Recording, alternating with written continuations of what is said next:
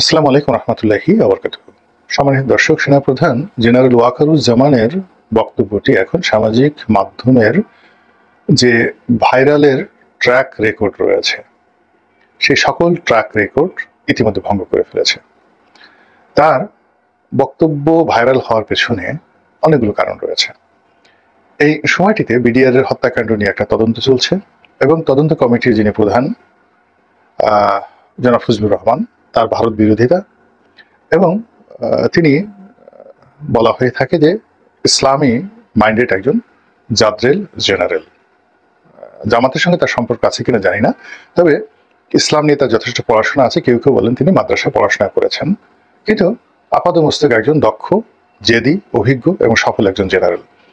তো তিনি খুব দৃঢ়তার সাথে এই বিডিআর হত্যাকাণ্ড নিয়ে তিনি যে তদন্ত করছেন এবং সেই তদন্ত কর্মকাণ্ড চালাতে গিয়ে তিনি পদে পদে বাধা এবং বিপত্তির সম্মুখীন হচ্ছেন। এগুলো নিয়ে নানা কানাঘুষা শোনা যাচ্ছে, যদিও তিনি সংবাদ সম্মেলন করে দৃঢ়তার সাথে বলার চেষ্টা করছেন যে তিনি যথানিয়মে কাজ করছেন এবং যথাসময়ে এই তদন্ত প্রতিবেদন তিনি জমা দেবেন। এখন এই যে তদন্ত কর্ম চলাকালীন সময়টিতে ফেব্রুয়ারি মাসের 25 তারিখে যখন এই বিডিআর পিলখানা হত্যাকাণ্ডের যে দিবসটি, এটি নানাভাবে উদযাপিত হয়েছে ঢাকা শহরে। তো সেনাবাহিনীর প্রাক্তন যারা কর্মকর্তা, তাদের একটা সমিতি রয়েছে, ক্লাব রয়েছে রাওয়া, সেখানে একটি অনুষ্ঠান হচ্ছিল এবং সেই অনুষ্ঠানে গিয়ে জেনারেল ওয়াকারুজ্জামান যে বক্তব্য দেন, সেই বক্তব্যে অনেকগুলো বিষয় চলে এসেছে। তো প্রায় সবগুলি হট আইটেম, এবং সেখানে তিনি এই বিডিআরের যে পিলখানা হত্যাকাণ্ড, তার সঙ্গে তদন্ত কমিটি এবং এই হত্যাকাণ্ড এবং তদন্ত কমিটি নিয়ে যে সকল ভাই মার্কেটে প্রচলিত আছে, যা কিনা মানুষকে বিক্ষুব্ধ করছে, কনফিউজ করছে, বিভ্রান্ত করছে এবং সেনাবাহিনীর মধ্যে যে ইউনিটি, সেই ইউনিটি নষ্ট করছে এবং বিজিবি এখন যারা আছে, তো তাদের কর্মকাণ্ডে রীতিমতো স্থবির হয়ে পড়েছে। এই বিভিন্ন রকম এই বিডিআরের ঘটনা নিয়ে কিভাবে স্থবির হয়ে পড়েছে, জাস্ট একটা উদাহরণ দিই। আমার বাসার তো আসলে বিডিআরের লেকের পাড়ে, পুরো ঘটনাটা সেদিন যা কিছু ঘটেছে আমি তো নিজের চোখে আমাদের দেখা, আগে পিছিয়ে সবসময়। বিডিআরের যেটা লেক আছে পিলখানাতে, সেই লেকের তীরে নাইম রোডের শেষ বাড়িটা আমার বাড়ি। তো সেখানে থেকে আমি যে দৃশ্য দেখেছি ঢাকা শহরে, ওই দৃশ্য কেউ দেখেনি। 2 নম্বরে হলো, ওই বিডিআরে আমি ভিতরে, আমার ফুপা চাকরি করতেন, আমি যখন ঢাকা কলেজে পড়ি ওই বিডিআরে আমি ছিলাম অনেকদিন, বছর 2 ছিলাম। তো বছর 2 মতো আমি যখন বিডিআরে ছিলাম, ওই সময়টাতে বিডিআরের প্রতিটি ইঞ্চি ইঞ্চি জায়গা আমার চোখে ভাসছে। ওখানে কয়টা ব্যারাক আছে, অফিসার্সরা কোথায় থাকেন, ডিজি সাহেব কোথায় থাকেন, প্রত্যেকটা জিনিস আমার চোখের সামনে ভাসছে। ওখানে সুইমিং পুল কোথায়, বাগান কোথায়, অডিটোরিয়াম কোথায়, সবকিছু, গেট কয়টা আছে, কোন গেট দিয়ে কিভাবে বের হওয়া যায়, সব জিনিসগুলো আমার চোখের উপর ভাসছে, যেহেতু আমি ভিতরে সেখানে ছিলাম। 3 নম্বর হলো, 25 তারিখে একেবারে সকাল 10টা থেকে আমি যমুনাতে ছিলাম, 10টা থেকে একেবারে বিকেল 4টা পর্যন্ত। এই সময়টিতে শেখ হাসিনার সেই বাসভবনে, সরকারি বাসভবনে, তিনি তখন নতুন প্রধানমন্ত্রী হলেন, কি কি হয়েছে সেটা আমার দেখার সুযোগ হয়েছে। কাজেই এখন অনেক অনেক কথা বলছেন, যে কথার সঙ্গে কোনো বাস্তবতার মিল নেই। এমনকি তদন্ত কমিটি যাদের সাক্ষাৎকার নিচ্ছেন, তারা আংশিকভাবে দেখেছেন অনেক কিছু। কিন্তু এই যে আমি যেটা বললাম যে আমি ভিতরের ঘটনা দেখেছি, ওই ঘটনা টেলিভিশনে দেখেছি, বাসার সামনে দাঁড়িয়ে দেখেছি, ওখানকার আর্তচিৎকার শুনেছি। তারপর ক্ষমতার যে কেন্দ্র, একেবারে প্রধানমন্ত্রীর বাসভবনে পুরো সকাল 10টা থেকে 2টা পর্যন্ত ছিলাম এবং ওই দিন 3 বাহিনীর প্রধানের সঙ্গে আমার প্রায় ঘন্টাখানিক পাশাপাশি বসে কথা বলার সুযোগ হয়েছিল, জেনারেল মইনু আহমেদ সহ নৌবাহিনী প্রধান, সেনাপ্রধান। তো সেই দিক থেকে এই কথা সত্য, ওখানে যত গুলাগুলি বিডিআর সদস্যরাই করেছেন। এখন বলা হয় যে বাইরে থেকে লোক ভাড়া করে এসেছে, ট্রাক দিয়ে ঢুকেছে, ওইটা ঢুকেছে, তারাই ওইটা মেরেছে। তাহলে অস্ত্রাগার লুট করে যারা অস্ত্র হাতে নিয়ে গোলাগুলি করেছে, তারা কি আঙ্গুল চুষেছেন? এগুলো বললে হবে? সেই কথাটাই সেনাবাহিনী প্রধান বলেছেন। এখন বলার চেষ্টা করছে যে যারা জেলখানাতে গেছেন, শাস্তি পেয়েছেন, তাদেরকে ফেরত দিতে হবে, তারপর তাদের চাকরি ফেরত দিতে হবে, তাদেরকে মাফ করতে হবে, ইত্যাদি ইত্যাদি অনেক কিছু, এবং তাদেরকে চাকরিতে পুনর্বহাল করতে হবে। এই পরিস্থিতির কারণে পুরো বিজেপি স্থবির অবস্থায় আছে এবং এটা নিয়ে সেনাবাহিনীর মধ্যে নানা রকম বিভক্তি তৈরি হচ্ছে। এবং সেই কারণে এই যে জেনারেল ওয়াকারুজ্জামানের যে বক্তব্য, সেই বক্তব্য পয়েন্টিভ, তারপরে শেষে প্রাসঙ্গিক, তারপর ইম্পর্ট্যান্ট, গুরুত্বপূর্ণ এবং দিক নির্দেশনামূলক অ্যাজ এ লিডারশিপ স্পিচ। এই কারণে এটা ভাইরাল হয়েছে। তিনি এখানে স্পষ্টতই কতগুলো শব্দ ব্যবহার করেছেন, সেই শব্দগুলো নিয়ে আলোচনা করব। তিনি এই বিডিআরের হত্যাকাণ্ডের সঙ্গে সঙ্গে ডক্টর মোহাম্মদ ইউনূসের মনোভাব, তার কর্মকাণ্ড, তারপর সরকারি কর্মকাণ্ড, রাজনৈতিক দলগুলোর কর্মকাণ্ড, বাইরে যে মব হচ্ছে, আইন শৃঙ্খলার যে অবনতি, পুলিশের সঙ্গে সেনাবাহিনীর যে মনস্তাত্ত্বিক দূরত্ব, টোটাল প্রশাসন ব্যবস্থা যেভাবে ভেঙে পড়েছে, সেই প্রশাসন ব্যবস্থার মধ্যে সব যেখানে ভেঙে পড়েছে সেখানে সেনাবাহিনীর চেইন অফ কমান্ড ঠিক রাখার জন্য তাকে কি পরিশ্রম করতে হচ্ছে এবং কি রকম বেদনা তাকে তাকে ভোগ করতে হচ্ছে, তা তিনি তার এই বক্তব্যের মাধ্যমে পরতে পরতে ফুটিয়ে তুলেছেন বললেই এটি সামাজিক মাধ্যমের যে সার্চ ইঞ্জিন রয়েছে বা এগুলোকে ম্যাটেরিয়ালাইজ করার জন্য বা এগুলোকে ইভালুয়েট করার জন্য যে সকল এআই টেকনোলজি রয়েছে, সেখানে ওনার এই বক্তব্যটি ভাইরাল। এখন ভাইরাল সংখ্যার দিকের কারণে ভাইরাল নয়, সমাজের যত গুরুত্বপূর্ণ জায়গাগুলো রয়েছে, যত জ্ঞানীগুণী ব্যক্তি রয়েছে, তারা এটা দেখছেন, কথা বলছেন, ভিডিও বানাচ্ছেন, আলোচনা করছেন, মূল্যায়ন করছেন, সব মিলিয়ে অ্যাজ এ হোল গত 8-10 বছরে কারো বক্তব্য নিয়ে এইরকম যাকে বলা হয় হই হই রই রই কাণ্ড, তোলপাড়, লঙ্কা কাণ্ড, তারপরে এরকম ভাইরাল, এরকম অবস্থা তৈরি হয়নি। তো যেহেতু এটা ভাইরাল হয়ে পড়েছে, অবশ্যই তিনি এই কথাগুলো বলার জন্য তিনি প্রস্তুতি নিয়ে এসেছিলেন এবং তিনি মুখস্থ করে এসেছিলেন কোথায় কোন কথা বলতে হবে। এটা অটোমেটিক এই কথাগুলো হয়নি এবং এই কথাগুলো বলার জন্য তিনি অনেক দিন ধরে সুযোগ খুঁজছিলেন। তারপরে এই কথাগুলো বলার জন্য তার শরীর মন অনেক দিন ধরে উথাল পাথাল করছিল এবং তার প্রেক্ষিতে তিনি হঠাৎ করে এই কথাগুলো বললেন। আর এই কথার ফলাফল কি সেটির ভাব সম্প্রসারণ সংক্ষেপে করে আজকের বক্তব্য শেষ করব। আমরা সাধারণত যখন বলি আরে হয়েছে হয়েছে, অনেক কিছু হয়ে গেছে, দেখছি দেখছি, এটিকে ইংরেজিতে প্রকাশ করার জন্য আমরা বলি এনাফ ইজ এনাফ। তো এনাফ ইজ এনাফ, যথেষ্ট হয়েছে, যথেষ্ট হয়েছে, আর দরকার নেই। এটার এক ধরনের অর্থ, কিন্তু যখন সেনাপ্রধান বলেন এনাফ, এনাফ ইজ বলেননি, এনাফ ইজ এনাফ, এনাফ এবং কোনো ডটও দেননি, দুইবার বলেছেন যথেষ্ট, যথেষ্ট। এর অর্থ তিনি বাক্য শেষ করেননি, ইনফিনিট টেন্স, ইনফিনিট এটিকে বলা হয় সেন্টেন্স। এবং তার বাক্যের যে পরবর্তী, আপনি যদি বলতেন এনাফ ইজ এনাফ, ওখানে কিন্তু শেষ হয়ে যেত বাক্যটি। আর যখন বললেন এনাফ, এনাফ, এরপর কিছু একটা বলবেন, ওখানে বাক্য শেষ হয়ে গেল। এর পরবর্তী বাক্যটা কি, এটি নিয়ে আলোচনা হচ্ছে। যথেষ্ট হয়েছে, যথেষ্ট হয়েছে, এরপর এরপর এরপর কি, এই এরপর কি, এটা নিয়ে কিন্তু আলোচনা হচ্ছে। এরপর উনি কি করবেন? উনি কি ভয় দেখাচ্ছেন সামরিক শাসন হবে, ইলেকশন হবে, তিনি কি আওয়ামী লীগের পক্ষে দালালি করছেন? নানা রকম ভাইব, নানা রকম আলাপ আলোচনা হচ্ছে, কিন্তু ঘটনা যাই হোক না কেন সবকিছু কিন্তু তার পক্ষে যাচ্ছে। এই যে তাকে নিয়ে আমরা আলোচনা করছি, সবকিছুর ঊর্ধ্বে তার গুরুত্ব আমরা দিচ্ছি। এরপর তিনি যেটি বলেছেন বিডিআরের পিলখানা হত্যাকাণ্ড সম্পর্কে, যেখানে ওই তদন্ত কমিশনের chairman major general Fazlur Rahman সাহেব ছিলেন, তিনি বলেছেন আমি যে বিষয়টি বলছি এখানে কোনো বাট নেই, অর্থাৎ কিন্তু নেই এবং যদি নেই, অর্থাৎ যদি এবং কিন্তু নেই। সেটি হলো এই হত্যাকাণ্ড যারা ঘটিয়েছে তারা তৎকালীন বিডিআরের সদস্য, এখানে কোনো যদিও নেই, কিন্তু নেই। ইফ এবং যাকে বলা হয়, তো এই যে বাট, এই দুটো শব্দ এখানে নেই, পারফেক্ট, একদম প্রেজেন্ট পারফেক্ট টেন্স এরাই করেছে, এই কথা উনি বলেছেন।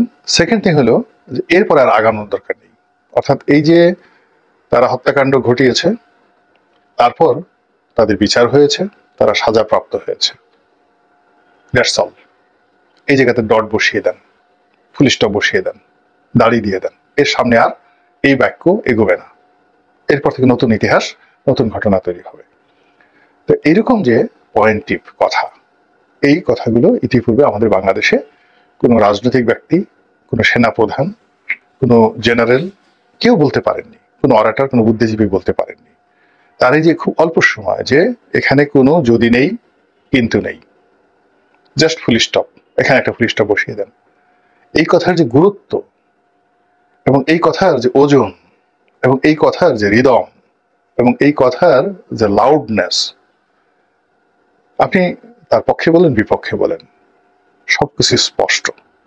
এখানে তার কথা মানতে হবে অথবা তার সঙ্গে আপনাকে ফাইট করতে হবে, তার বিরোধিতা করতে হবে অথবা তার বন্ধু হতে হবে। তিনি যেভাবে এখানে মেসেজ দিয়েছেন এর মাঝামাঝি আর কোনো কিছু নেই। আর এই কথাটা তার একক কথা নয়, এটি তার অফিসের কথা, এটি তার বাহিনীর কথা, এটি তার অ্যাসোসিয়েশনের কথা। এবং এই কথা তিনি বলেছেন আবার কোথায় এসে? রাওয়াতে এসে, মানে অবসরপ্রাপ্ত যারা সামরিক কর্মকর্তা তাদের অ্যাসোসিয়েশনে। ইট মিনস অবসরপ্রাপ্ত সামরিক কর্মকর্তারাও তাকে দিয়ে এই কথাটা বলিয়েছেন বা তার এই কথার প্রতি তারা সমর্থন জানিয়েছেন। এবং ওখানে রাওয়ার প্রেসিডেন্ট ছিলেন কর্নেল হক। কাজেই যে রাজনীতির যে হিসাব নিকাশ বা এই মুহূর্তে যা কিছু চলছে পানি ঘোলা করার জন্য, অনেক নিয়োগ, অনেক বদলি, অনেক কমিশন, অনেক অ্যামেন্ডমেন্ট, এটা ছুঁড়ে ফেলে দেবো, ওটা নেব, এটা করবো, ওটা করবো, সব মিলিয়ে পানি ঘোলা করার জন্য যা কিছু করা হচ্ছে সেইগুলোর মধ্যে বিডিআরের যে ঘটনা, পিলখানার যে ঘটনা, সেই ঘটনাটাকে প্রিয়াম্বল করে জনাব ওয়াকারুজ্জামান এখানে যদি কিন্তু বন্ধ করতে বললেন এবং এনাফ এনাফ বলে তিনি পরবর্তী বাক্য উজ্জ্ব রাখলেন। আর যতটুক করেছেন, যে যেখানে যতটুক করেছেন ওই জায়গাতে স্টপ করতে বললেন। জাস্ট ইটস এ কমান্ড, এটা নির্দেশনা, এটা হুকুম, এটা অর্ডার, ওখানে ফুল স্টপ দিয়ে দেন। তারপর তিনি বলছেন যে আমি সতর্ক করলাম, পরে আবার বলতে পারবেন না যে আমাকে সতর্ক করা হয়নি বা আমাদেরকে বলেননি এই কথা।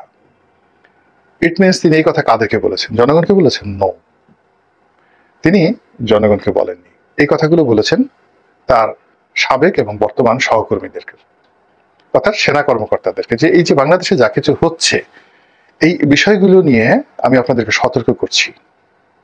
আমজনতার জন্য এটা কথা না, এই কথাটা কেবলই মাত্র মিলিটারি পার্সনের মতো। কেননা তিনি যদি এটা কঠোর সিদ্ধান্ত নেন, সেই কঠোর সিদ্ধান্ত নেয়ার ক্ষেত্রে তাকে যারা সবচেয়ে বেশি সহযোগিতা করবেন, সাহায্য করবেন, তারা হলো তার সাবেক এবং বর্তমান সহকর্মীরা।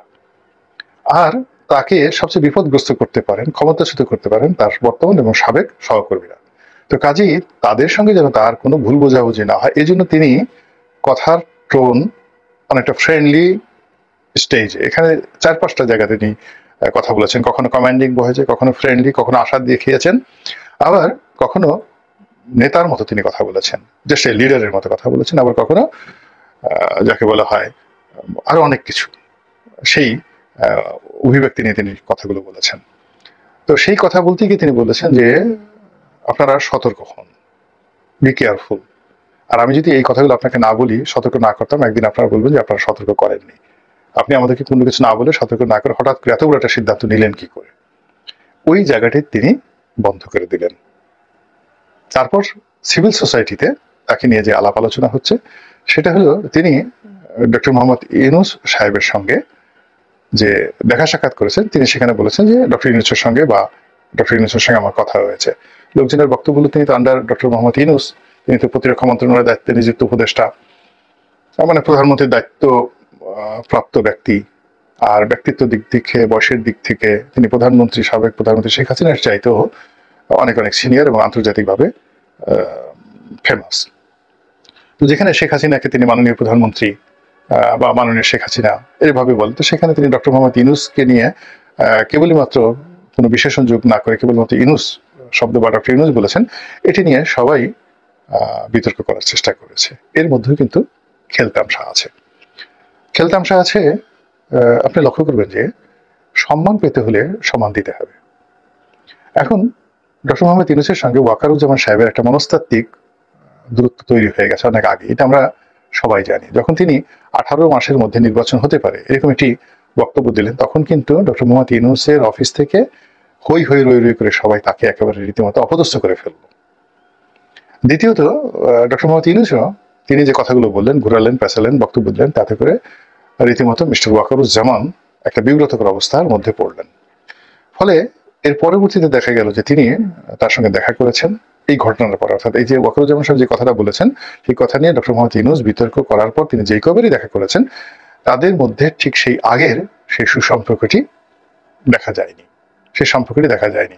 অথচ প্রথম যখন তিনি তাকে রিসিভ করেছেন, তারপর তার সঙ্গে তার যত ছবিগুলো, এই তার যে 18 মাসের মধ্যে নির্বাচন হতে পারে বা হবে, হওয়া উচিত, এই বক্তব্যের আগে যে ছবিগুলো আপনি সেগুলো দেখেন যে তিনি সর্বোচ্চ চেষ্টা করেছেন তার সঙ্গে একটি সৌহার্দ্যপূর্ণ সম্পর্ক স্থাপন করার জন্য, কিন্তু পরবর্তীতে সেটা আর হয়নি। তার টুপির দিকে তাকালে, তার মাথার দিকে তাকালে, তার বসার দিকে তাকালে কিন্তু এটা বুঝতে পারা যায়। তো যাই হোক, এটা কেন হলো? এর কারণ হলো ডক্টর মোহাম্মদ ইউনূসও কিন্তু যে রাষ্ট্রীয় প্রোটোকল, সেই প্রোটোকলে রাষ্ট্রপতি তার কাছে যে সম্মান পাবে সে সম্মানটা তিনি দেননি, এবং যতটা সম্ভব তার অফিস থেকে রাষ্ট্রপতিকে অর্থাৎ বঙ্গভবনকে যতটা অসম্মান করা যায় ততটা করা হয়েছে। নর্মাল প্রোটোকল হলো যখন রাষ্ট্রপতি মানে প্রধান উপদেষ্টা বা প্রধানমন্ত্রী দেশের বাইরে যাবেন, তিনি এসে কি করলেন, কার সাথে বৈঠক করলেন, সবকিছু করলেন, এটা রাষ্ট্রপতির সঙ্গে দেখা করে তিনি সবকিছু বর্ণনা করবেন। গত কয়েক মাসে ডক্টর মোহাম্মদ ইউনূস তিনি রাষ্ট্রপতির সঙ্গে দেখা করেছেন বিদেশ থেকে এসে, তারপরে সবকিছু বর্ণনা করেছেন, এর কোনো সিঙ্গেল উদাহরণ আছে? তো তিনি যদি তার ঊর্ধ্বতনকে সম্মান করতে না পারেন, যার কাছে তিনি শপথ নিয়েছেন এবং যিনি তাকে পদচ্যুত করার ক্ষমতা রাখেন, সেনাপ্রধানকে তিনি পদচ্যুত করতে পারবেন না, রাষ্ট্রপতি লাগবে, ডক্টর মোহাম্মদ ইউনূস পারবে না। কিন্তু ডক্টর মোহাম্মদ ইউনূসকে রাষ্ট্রপতি পদচ্যুত করতে পারেন, এবং এখানে সেনাপ্রধান এবং রাষ্ট্রপতি যদি এক হয়ে যায়, এটা ওয়ান টুর বিষয়। তো সেই রাষ্ট্রপতিকে যদি তিনি স্বাভাবিক ভদ্রতাটুকু বা তিনি যেটা প্রাপ্য রাষ্ট্রীয় প্রোটোকলে, যতক্ষণ তিনি ওই চেয়ারে আছেন, আপনি যতই নিন্দা করেন না কেন, শেখ হাসিনা তো তাকে দুই চোখে দেখতে পারতেন না। মানে শেখ হাসিনার সঙ্গে তার রীতিমতো জনাব শাহাবুদ্দিন চুপ্পুর দাকুমের সম্পর্ক হয়ে গেছিল, তিনি দুই চোখে দেখতে পারতেন না। তারপর তো শেখ হাসিনা বিদেশ থেকে এসে তার সঙ্গে দেখা করতেন, উনি মানে প্রধানমন্ত্রী শেখ হাসিনা যিনি তাকে নিয়োগ দিয়েছেন। তো শেখ হাসিনা নিয়োগ দিয়েছেন রাষ্ট্রপতিকে, তিনি গিয়ে তার সঙ্গে প্রোটোকল মেনটেন করেছেন, এবং শেষের দিনও তিনি তার সাথে দেখা করে যাওয়ার চেষ্টা করেছিলেন, কিন্তু কোনো সুযোগ ছিল না। তিনি গাড়িতে করে মানে বঙ্গভবনে যাবেন, তার সাথে দেখা করবেন, কিন্তু পুরো রাস্তা দখলে ছিল এবং সেনাবাহিনী তাকে সেই নিরাপত্তা দিতে পারেনি, ফলে তিনি যেতে পারেননি। আর যখন তিনি সেই হেলিকপ্টারে উঠলেন, তখন আবার সেই হেলিকপ্টারে করে যাওয়ার মতো তার সময় ছিল না। কিন্তু যদি তার সময় থাকতো, শেখ হাসিনা কিন্তু এই কার্টিসিটা দেখিয়ে যেতেন, এবং সেই কার্টিসিটা ডক্টর মোহাম্মদ ইউনূস দেখাননি। দ্বিতীয়ত, এইবার যে 21শে ফেব্রুয়ারিতে যে ঘটনা ঘটেছে, এর দেখলে তো আপনার মাথা খারাপ হয়ে যেত, যেটা শহীদ মিনারে ঘটেছে। প্রথমে রাষ্ট্রপতি ফুল দিলেন, এরপরে প্রায় 20-25 মিনিট সেখানে কোনো লোকজন নেই। এরপরে মানে যারা উপস্থিত তারা তো অনেকে ভয় পেয়ে গেলেন যে দেশে কু হয়ে গেল কিনা, রাষ্ট্রপতির পরে তো প্রধান উপদেষ্টা দিবেন। মূল ব্যাপার হলো রাষ্ট্রপতি ফুল দিয়েছেন, তারপর তিনি ওই এলাকা ত্যাগ করেছেন, এরপর ডক্টর মোহাম্মদ ইউনূস সেখানে ঢুকেছেন। আচ্ছা, চুপ্পু সাহেবের সাথে তার তো কোনো মানে শত্রুতা নেই, চুপ্পু সাহেবের সাথে তার কোনো ব্যক্তিগত লেনা দেনা নেই, চুপ্পু সাহেব তার কোনো ক্ষতি করেননি, তার বিরুদ্ধে তিনি যা বলেছেন তাই তো করেছেন, কিন্তু তাকে তিনি কেন এই অপমান করলেন? দ্বিতীয়ত, যখন ডক্টর মোহাম্মদ ইউনূস সেখানে ফুল দিতে গেলেন, আগে রাষ্ট্রপতির যে ফুল দেওয়া ছিল সেই ফুল সব সরাই ফেলা হয়েছে, সেখান থেকে ছুঁড়ে ফেলে দেওয়া হয়েছে সেই ফুল। 21শে ফেব্রুয়ারি ওখানে যারা উপস্থিত ছিলেন তারাই আমাকে বলেছেন। তা আপনি যদি একজনকে সম্মান না করেন, সঙ্গতি করেন, আপনাকে কেউ সম্মান করবে না। তো এই যে একটা অসম্মানের যে জায়গাটা, এই জায়গাটা মানে আস্তে আস্তে উপর থেকে নিচের দিকে কিন্তু ক্রমশ যাচ্ছে। তো ওই বিষয়গুলো মোটামুটি সেনাপ্রধানের যে ভাষণ, সেই ভাষণে কিন্তু আমরা সেটার একটা ইন্ডিকেশন পেয়ে যাই। তবে যাই হোক না কেন, এই প্রথমবারের মতো জেনারেল ওয়াকারুজ্জামান যে ভাষণটি দিয়েছেন, বক্তব্যটি দিয়েছেন, এই বক্তব্যকে কেন্দ্র করে যা কিছুই হচ্ছে, যত কথাবার্তা হচ্ছে, সবই সেনাবাহিনীর পক্ষে যাচ্ছে, সবই তার পক্ষে যাচ্ছে। এমনকি তাকে যারা অকথ্য ভাষায়, অশ্লীল ভাষায় গালাগাল করছে, অনেকে তাকে মানে আরো মানে খালেদ মোশাররফে পরিণতি ভোগ করতে হবে ইত্যাদি ইত্যাদি কথাবার্তা বলছে, এইগুলো আলটিমেটলি তার পক্ষে যাচ্ছে। কারণ হলো any kinds of advertisement or publication, এটি আপনার পক্ষে হোক বা বিপক্ষে হোক, আলটিমেটলি আপনার পক্ষে চলে যাবে। মহান আল্লাহ আমাদের সবাইকে হেদায়েত দান করুন এবং হেফাজত করুন। আসসালামু আলাইকুম ওয়া রাহমাতুল্লাহি ওয়া বারাকাতুহু।